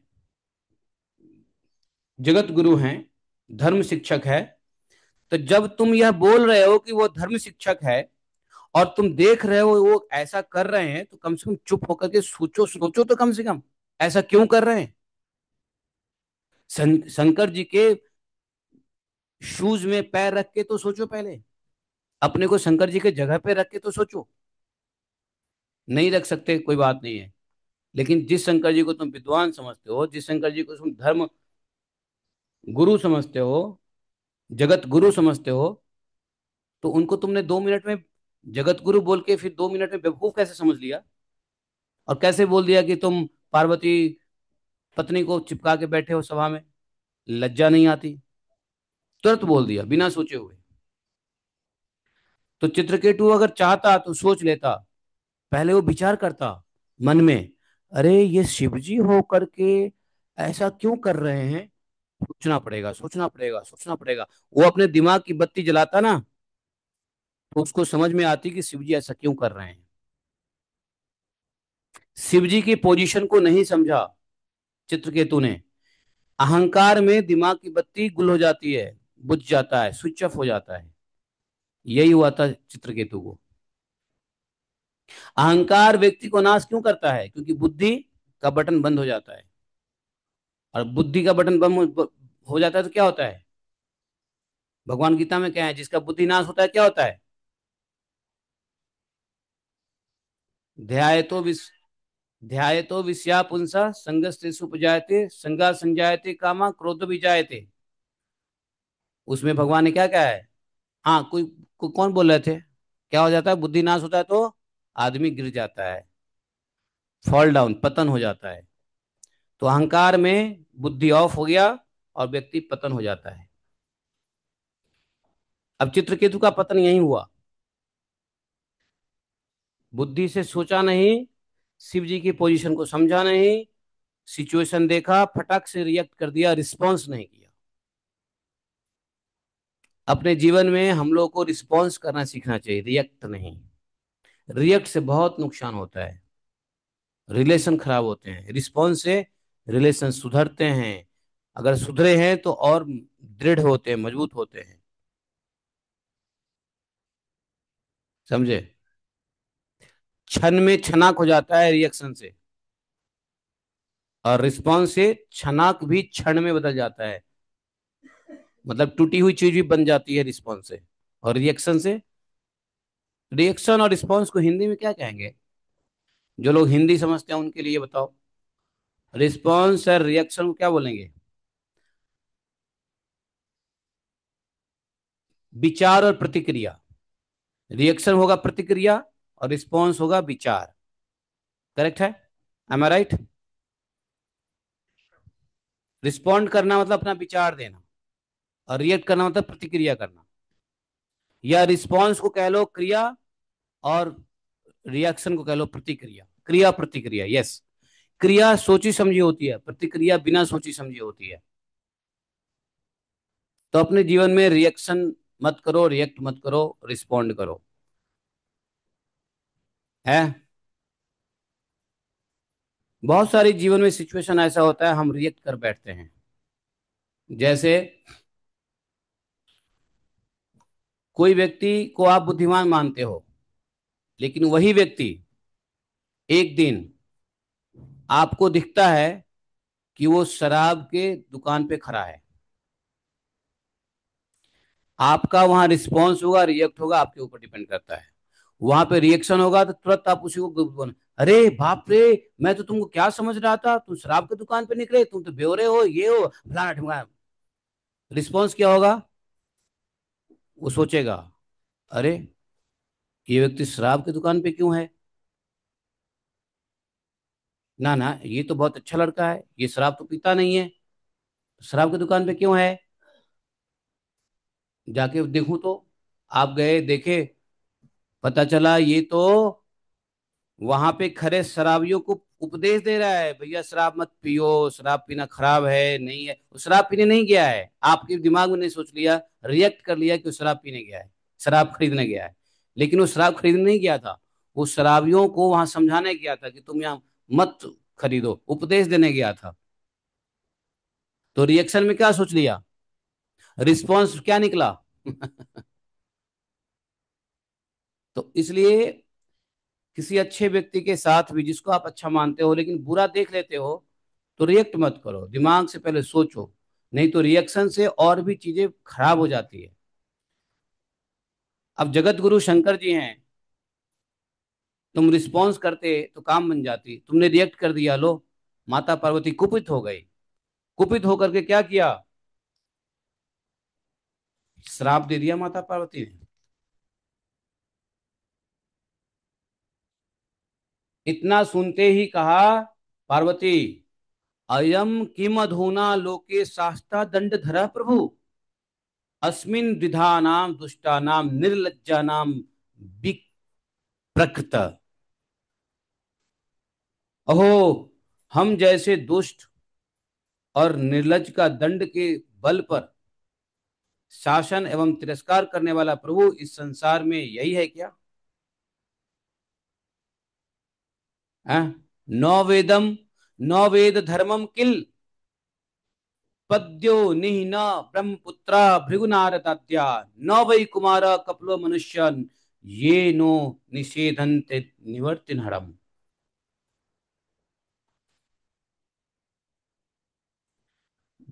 माता पार्वती ने कहा कि ऐसा लगता है कि इसी को सारा धर्म का ज्ञान है। ब्रह्मा जी, भृगु, नारद, सनक आदि, कपिल देव, मनु, ये बड़े बड़े महापुरुषों को धर्म का ज्ञान नहीं है। इसी चित्रकेतु को धर्म का ज्ञान है।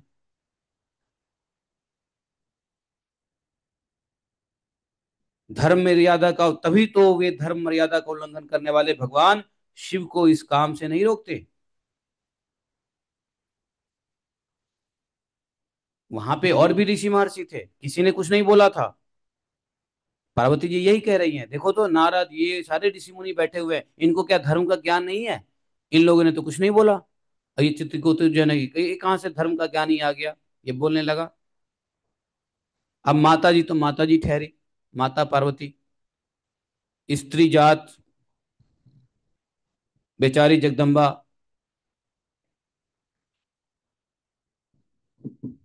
हम्म। इसको अपने बड़प्पन का बड़ा घमंड है। अरे, जिनके चरणों का ध्यान ब्रह्मा आदि समस्त महापुरुष किया करते हैं, जो मंगलों के मंगल करने वाले साक्षात जगत गुरु भगवान शंकर हैं, उनके अनुयायी महात्माओं को इस अधम क्षत्रिय ने तिरस्कार कर दिया। चित्रकेतु कौन था? क्षत्रिय था ना। राजा था। चित्रकेतु कहाँ का राजा था बताओ? कौन बताएगा? किस देश का राजा था चित्रकेतु? है? किस देश का राजा था चित्रकेतु? लो, भागवतम में कल परसों सुना और आज ही भूल गए हैं? या तो भागवतम सुनते नहीं हो, या फिर कोई गलत चक्की के आटा खा के सुनते हो। अरे उस है? है? बता दूं या ना बताऊं?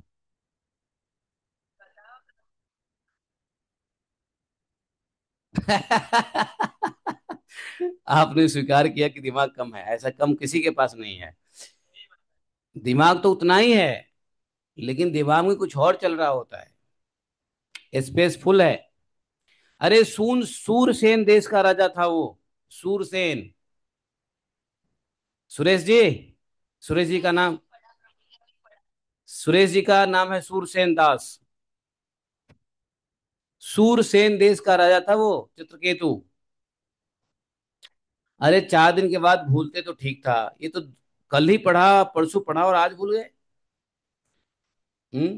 भूलना भी हो तो कुछ दिन के बाद भूलो। और मेरे पास एक गोली है, आ जाओ इधर देता हूँ। यादाश्त मतलब क्या है, हम लोग की हालत गजनी की तरह हो गया क्या? अभी सुने अभी भूल गए।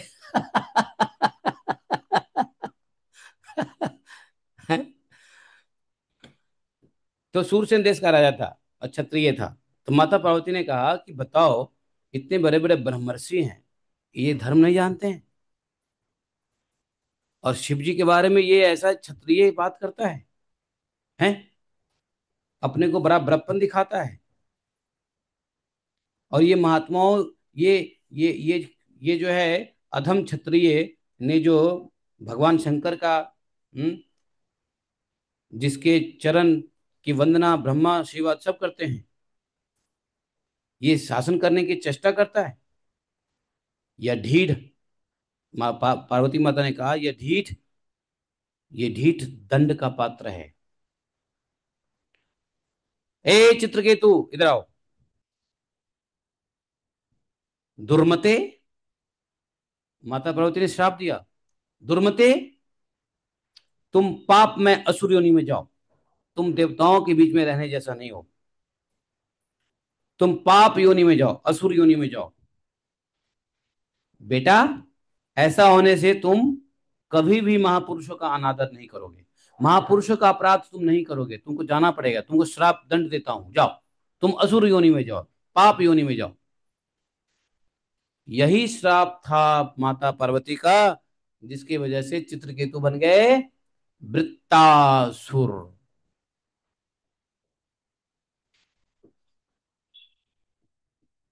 समझे? यही चित्रकेतु बन गए वृत्तासुर, माता पार्वती का दंड माता पार्वती ने दिया। सुखदेव जी कहते हैं, परीक्षित जी,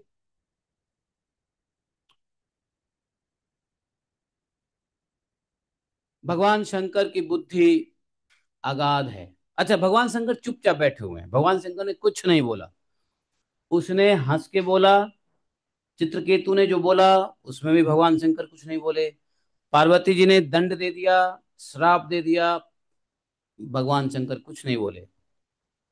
जानते हो भगवान शंकर की स्थिति क्या है? भगवान शंकर महान ज्ञानी, परम भागवत वेत्ता, परम परम परम परम परम परम परम परम परम वैष्णव है। और जिसके पास ज्ञान होता है ना, वो एकदम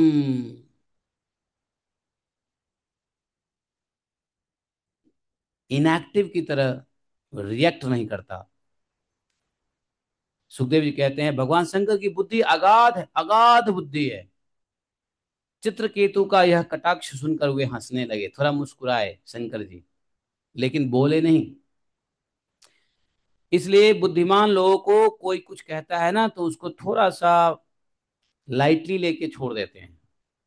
देखो, दो लोग होते हैं जो किसी के कटाक्ष करने पे नहीं बोलते हैं, हंसते हैं। एक तो बेवकूफ और दूसरा बहुत बुद्धिमान। अगर बहुत बेवकूफ होगा, उसको आप कुछ कहते रहोगे फिर भी हे करता रहेगा। और जो बहुत बड़ा विद्वान होगा, उसको अगर उसके प्रति आप अपराध कर दोगे, तो वो स्माइल करके अपराधों को भूल जाएंगे, अपराध को हृदय में नहीं लगाते। समझे? लेकिन महाबेवकूफ को भी अगर आप गाली दोगे तो भी वो हंसता रहेगा। आपको समझना पड़ेगा कि हंसने के बाद कौन बेवकूफ है कौन बुद्धिमान है, तो आपको समझना पड़ेगा। भगवान शंकर कटाक्ष सुन करके, चित्रकेतु का यह व्यंग सुन करके हंसने लगे, कुछ भी बोले नहीं। वहां सभा में बैठे हुए सभी लोग चुप हो गए, सबने अपना मुंह बंद कर लिया, किसी ने कान बंद कर लिया। पता है सभा में बैठे और ऋषियों ने कान क्यों बंद किया? क्योंकि महापुरुषों की जहां बुराई की जा रही हो वहां कान बंद कर लेना चाहिए। जहां पे महान वैष्णवों की बुराई हो रही है, कान बंद कर लेना चाहिए, सुनना ही नहीं चाहिए। लोगों ने चुपचाप कुछ बोला ही नहीं, सब अपना अपना कान बंद कर लिया। चित्रकेतु को भगवान शंकर का प्रभाव का मालूम नहीं था। कहोगे क्या बात करते हो, विद्याधर बन गया और चित्रकेतु को शिव जी का प्रभाव? अरे सारा प्रभाव घमंड में क्या होता है, घमंड में जब घमंड आता है, अहंकार आता है, उसको लगता है मैं ही सबसे बड़ा ज्ञानी हूं। तो जब आप ही सबके से बड़ा ज्ञानी हैं, तो भगवान शंकर का प्रभाव कैसे पता चलेगा? है? चित्रकेतु को तो घमंड का नशा था, अहंकार का नशा था। तो जिसको अहंकार होता है, उसको तो शंकर जी की महिमा क्या पता चलेगा, भूल गया वो। इसलिए शंकर को, भगवान शंकर को बुरा भला चित्रकेतु बोल दिया। माता पार्वती को बर्दाश्त नहीं, पत्नी को बर्दाश्त होता नहीं है, महिलाओं को बर्दाश्त नहीं होता है। जानते हो पुरुष बर्दाश्त कर भी ले, महिलाएं तो भाई भाई भाई भाई भाई भाई चालू हो जाती है। महिला बर्दाश्त नहीं कर सकती है। और महिला उल्टा आपको डांटेगी। अगर आप पति पत्नी कहीं जा रहे हो, किसी ने गड़बड़ कर दिया, तो आप चुपचाप बर्दाश्त कर रहे हो, लेकिन पत्नी कहेगी तुम तो कुछ कहते नहीं, तुम तो कुछ कहते नहीं, तुम तो कुछ करते नहीं, तुम तो कुछ कहते नहीं है, हैं? देखो इन लोगों का जो है ना, कितना बदतमीजी बढ़ रहा है, तुम कुछ बोलते नहीं हो, बोलो तो सही। ऐसा पत्नी आपको वो डांटने लग जाएगी। ये पत्नी का स्वभाव है, महिलाओं का स्वभाव है कि नहीं है बताओ। आप लोगों के साथ ऐसा हुआ है कभी? अरे, माता जी बोल रही है, प्रभु जी जवाब देंगे ना।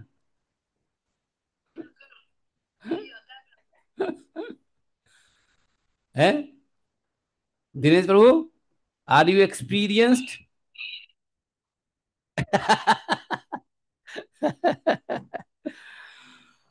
कौन है जो हमसे सहमत नहीं है? अब यहाँ पार्वती मैया कैसे बर्दाश्त करेंगे? हैं? पार्वती जी को लगा। अच्छा एक बताऊं, ये जो कुछ लोग अहंकार में होते हैं ना, उनको अहंकार का नशा टूटता है तो समझ में आता है दिन दुनिया। एक शराबी था, मालूम है, एक शराबी। छोटी सी कहानी बता देता हूँ। एक शराबी था। वो शराबी शराब के नशे में एकदम हिलते डोलते आराम से रोड पे चल रहा था। उसी समय राजा की पालकी आ रही थी। राजा अपने साथ सज्जा के साथ आ रहे थे, पीछे हाथी घोड़ा। अब ये जो पियक्कर था, बेवड़ा, वो पी करके कहता था मैं ही राजा हूँ, मेरे सबरा कोई राजा नहीं है, मैं ही राजा हूँ। राजा सामने से आए, वो रास्ता पे ऐसे ही झूम के चल रहा है और रास्ता साइड नहीं दिया। राजा को उल्टा कहता है, अबे साइड हो जा, मैं राजा हूँ, दिख नहीं रहा है, मैं आ रहा हूँ। नशे में था वो। दारू के नशे में आदमी कुछ भी बोलता है ना। जो व्यक्ति नशा में होता है कुछ भी बोलता है। तो कहता है, अब राजा को कह रहा है, अरे साइड हो जा, ए साइड हो जा, मैं राजा हूं, दिखता नहीं है मैं राजा हूं, मेरे को देख के तू लोग साइड नहीं हो रहा है। तो फिर राजा ने देखा कि ये तो, राजा समझ गया ये तो पिया, पी करके मदमस्त है। राजा ने कहा, इसको पकड़ो, इसको जेल में डालो और इसकी पहले पिटाई करो। पिटाई मत करना, जेल में डाल दो। कल इसका जब नशा उतरेगा तो इसे बात करेंगे, क्योंकि नशे में किसी को मारना नहीं चाहिए। ध्यान दो, कोई भी व्यक्ति नशा में हो तो उसको कभी भी हाथ मत उठाओ। कुछ लोगों पे हाथ मत उठाओ, बालक के ऊपर, स्त्री के ऊपर, नशा में जो व्यक्ति है उसके ऊपर, जो व्यक्ति सोया हुआ है उसके ऊपर, जो व्यक्ति डर गया आपसे उसके ऊपर हाथ नहीं उठाना चाहिए। राजा ने कहा, इसको इसको इसको पकड़ के जेल में डालो, कल इससे बात करेंगे। सैनिकों ने पकड़ा, दारूबाज को ले गया, जेल में डाल दिया। रात भर में जेल में रहा तो उसकी नशा उतर गई। सुबह जब राज दरबार में लाया गया राजा के सामने, हाँ भाई, तू ही राजा है, कल तू राजा, रात को तू राजा है। तो वो बोला, महाराज मेरा, मैं तो कल रात का ही सिर्फ राजा था, अब तो मैं राजा उजा कुछ नहीं हूँ। वो क्या है ना, वो पीने के बाद मैं राजा बन जाता हूँ, उसके बाद मैं प्रजा ही हूँ, मुझे माफ कर दो। जब अहंकार उतर गया उसका, मतलब नशा उतर गया, तो उसको अपनी स्थिति का ज्ञान हो गया कि वो तो प्रजा है जो राजा बोल रहा था। अब बेचारा राजा के चरण में पड़ गया, बोला कि मुझे माफ कर दो, मैं तो कुछ खा पी लिया था, वो तो नशे में राजा था। तो कल रात जो राजा था वो तो निकल गया महाराज, मेरे अंदर से वो राजा निकल गया। वो रात में ही था, सुबह में राजा रहा नहीं, भाग गया वो। मैं तो प्रजा हूँ महाराज, आपका आपका प्यारा प्रजा हूँ, माफ कर दो मुझको। राजा को हंसी आई। राजा राजा समझ गया बेचारा नशे में इसका कोई कंट्रोल है नहीं। राजा ने छोड़ दिया, माफ कर दिया। नशे में आदमी कुछ भी करता है। यही नशा घमंड का होता है। घमंड का नशा दारू के नशे से ज्यादा प्रॉब्लम करता है। दारू का नशा तो चलो दिन होते ठीक हो जाता है, लेकिन घमंड का नशा जब तक बर्बाद ना कर दे तब तक उतरता नहीं है। चित्रकेतु वो घमंड हो गया था। पता है क्या घमंड हो गया था? कि मैं जितेंद्रिय हूं, मैंने इंद्रियों को जीत लिया है। और शिव जी, शिव जी तो एकदम बेकार है। देखो तो कैसे जो है ना, एक क्षण भी स्त्री को बिना शरीर में चिपकाए हुए नहीं रह सकते हैं। ये कैसा जितेंद्रिय, तो ये है ही नहीं, शिव जी जितेंद्रिय हैं क्या? जबकि वही शिव हैं जिन्होंने कामदेव को जला के भस्म कर दिया था, याद है ना आपको?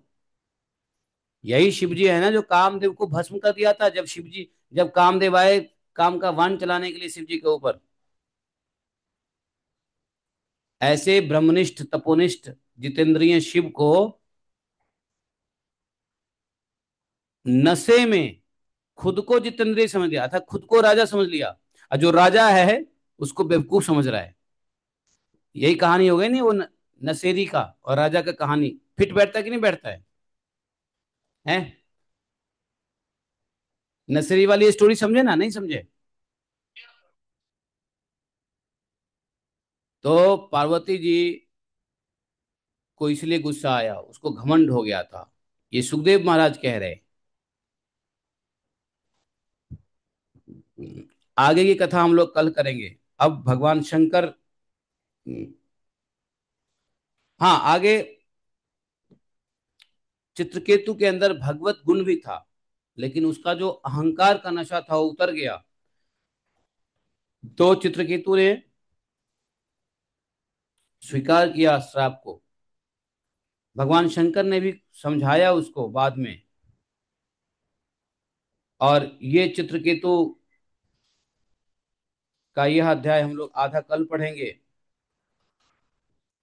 और उसके बाद दीति अदिति के संतान और मरुदगण की उत्पत्ति का वर्णन भगवान करेंगे। सुखदेव महाराज कहेंगे।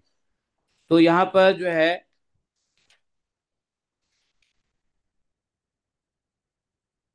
ये चैप्टर खत्म हो जाएगा। तो इस चैप्टर को कल खत्म करेंगे, आज के लिए इतना ही करते हैं। तो आज क्या हुआ, चित्रकेतु को माता पार्वती ने क्या किया, श्राप दे दिया। कहाँ जाने के लिए? असुर योनि में जाने के लिए। हम लोगों ने इस चैप्टर से कुछ सीखा नहीं सीखा? या पहले सीखे हुए हैं बहुत कुछ?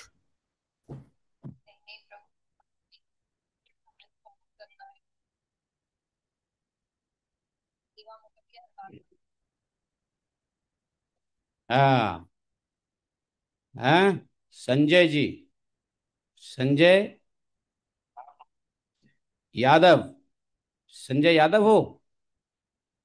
वाह, यदुवंशियों की जय। तो अब एक बार बता दे रहा हूं, ये बात सीख तो लिया, रिएक्ट करना नहीं है, रिस्पॉन्स करना है। अब आप इसका घर में उपयोग करो, समाज में उपयोग करो। जैसे घर में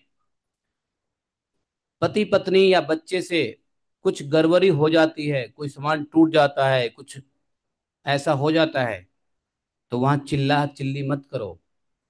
उस सिचुएशन को समझो और क्या? क्या नहीं आ रही है? क्या नहीं आ रही है? आवाज नहीं आ रही है? मेरे यहाँ से आवाज ठीक है। तो अगर देखो, अब जो कार्मिक लोग होते हैं, जो लोग भागवत में नहीं है, वो लोग देखो रिएक्ट कैसे करते हैं। देखो, जैसे कोई कुछ सिचुएशन होगा, एकदम चिल्लाने लगेंगे, एकदम उनका पारा गर्म हो जाएगा, उनका दिल का धड़कन बढ़ जाएगा, चिखम चिल्ला मच जाएगा, ऐसे ऐसे करो वैसे करो। बुद्धिमान व्यक्ति शांत रहेगा, देखेगा हाँ जी क्या है, यस नो सारा सिचुएशन समझेगा, फिर रिस्पॉन्स करेगा। समझे? इसलिए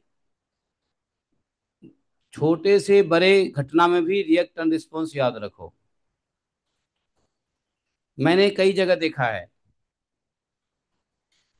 घर में छोटी छोटी बातों के ऊपर पति पत्नी, बेटा, बहू, ससुर दामाद, ननद भौजाई, सास ससुर हैं, या बहू सास में, ऐसी छोटी मोटी रिएक्शन पे ही रिलेशंस खराब हो जाते हैं, अनबन हो जाता है।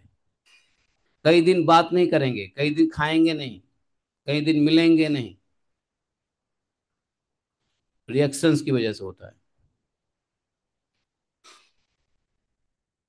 एक बार नेचुरोपैथी की क्लास में मैंने ये बात समझाया था, रिएक्शन रिस्पॉन्स। दिनेश प्रभु याद है, मैंने एक एग्जाम्पल दिया था कि एक व्यक्ति मान लो घर से निकल रहा है, और घर से निकलते वक्त वो तैयार है नौकरी पे जाने के लिए, ड्यूटी पे जाने के लिए, या ऑफिस जाने के लिए तैयार है। और पत्नी ने चाय की प्याला दी, प्रेम से, प्रेम से नहीं प्यार से, चाय की प्याला दी, और गलती से थोड़ा सा चाय उनके ड्रेस पे गिर गया। तो क्या रिएक्शन आ गया? अरे तुम पागल हो क्या, तुम्हें दिखता नहीं है, तुम बेवकूफ हो, तुम ये हो वो हो, देखो तुम्हारे हमने कपड़े खराब कर दिए, ये कर दिया वो कर दिया, मुझे ऑफिस का लेट हो रहा था पहले से ही, अब तुमने और लेट कर दिया, यू आर मैड, पागल। अब बेचारा क्या किया? तुरंत रिएक्ट कर दिया। हालांकि चाय गिरी ड्रेस पे, तो वो ड्रेस पहन के जा नहीं सकता था। वो क्या किया? वापस गया, कपड़ा बदला, नया कपड़ा पहन के चला गया। लेकिन लेकिन इसके विपरीत हुआ क्या? अब इधर पत्नी भी परेशान, पत्नी को डांट दिया। इस रिएक्शन के बजाय वो रिस्पॉन्ड कर सकता था। अच्छा सर, ठीक है ठीक है ठीक है, कोई बात नहीं कोई बात नहीं, होता है, गलती होती है, अगर गिर गया है तो कोई बात नहीं कोई बात नहीं, मैं अभी कपड़ा बदल के आता हूँ। जाता, कपड़ा बदल लेता, फिर प्यार से चाय पी लेता, फिर चला जाता ऑफिस। ये रिस्पॉन्स है। और पहले जो किया वो रिएक्शन है। तो पहले किया तो क्या हो गया? उसका भी दिमाग खराब हुआ, पत्नी का भी। पूरे दिन वो भी टेंशन में ऑफिस में रहेगा, पूरे दिन पत्नी भी टेंशन में रहेगी घर में। पति आएगा शाम को, तो पत्नी का मुंह फुला हुआ रहेगा। और जब उसका मुंह फुला हुआ रहेगा, तो उसका भी मुंह फूल जाएगा। ये रिएक्शन का पूरा दिन बेकार, पूरी रात बेकार। सिचुएशन 2-3 दिन के बाद नॉर्मल हो गई। लेकिन अगर रिस्पॉन्स होता, अगर वही पति ये कहता कि नहीं नहीं कोई बात नहीं, चाय गिर गया, कोई बात नहीं, कोई बात नहीं, चिंता ना करो, गलती होती है, no no no problem no problem no problem, जाता, कपड़ा बदल लेता प्रेम से, फिर एक दूसरा कप, और फिर चला जाता ऑफिस। पत्नी खुश हो जाती, देखो मेरे से गलती हुआ है, लेकिन उन्होंने गुस्सा नहीं किया, कितने अच्छे हैं मेरे हस्बैंड। पत्नी खुश हो जाती। पत्नी पूरे दिन विचार करती, मैं गलती, ऐसी गलती अब नहीं करूंगी। वापस बेचारा आता ऑफिस से, उसको बढ़िया पकवान मिलता, पत्नी खुश खुश 10 आइटम खिलाती। रिस्पॉन्स का फायदा क्या होता है? रिस्पॉन्स से आप किसी के दिल में जगह बनाते हो, रिएक्शन से आप अपनी जगह को खो देते हो। सुनाई दे रहा है? बात समझ में आ रही है? तो इसलिए घर परिवार में भी, समाज में भी, कहीं भी रिएक्शन मत करो, प्रतिक्रिया मत करो, क्रिया करो, सोचे समझे क्रिया करो, थॉटफुल एक्शन करो, रिस्पॉन्स करो, बट रिएक्ट मत करो। इससे नुकसान ही नुकसान है। Thank you very much. एकम शास्त्रम देव की पुत्र गीतम, एको देवो देव की पुत्र एव, एकम मंत्र शतश्नमानि यानि कर्मापि तत्सदेव सेवा। तमेव माता च पिता तमेव, तमेव बंधुश्च सखा तमेव, तमेव विद्या द्रविणम तमेव, तमेव मम सर्वदेव देवः। कृष्णाय वासुदेवाय हरे परमात्मने प्रत्क्लेशनाशाय गोविंदाय नमो नमः। हे कृष्ण करुणा सिंधु दीनबंधु जगतपते, गोपेश गोपिका कांतम राधा कांतम नमोस्तुते। तप्त कांचन गौरांगी राधे वृंदावनेश्वरी, विश्वानुसुते देवी प्रणमामि हरिप्रिये। वाञ्छाकल्पतरुभ्यश्च कृपा सिंधु च पतितानां पावनेभ्यो वैष्णवेभ्यो नमो नमः। जय श्री कृष्ण चैतन्य प्रभु नित्यानंद, श्री अद्वैत गदाधर श्रीवासादि गौर भक्तबिंद। हरे कृष्णा कृष्ण कृष्ण हरे हरे, हरे राम राम राम हरे हरे। हरे कृष्णा माता जी। जयति अधिकम शॉर्ट शॉर्ट वाली बना के डाल देना यूट्यूब पे, ये जो बाद में आप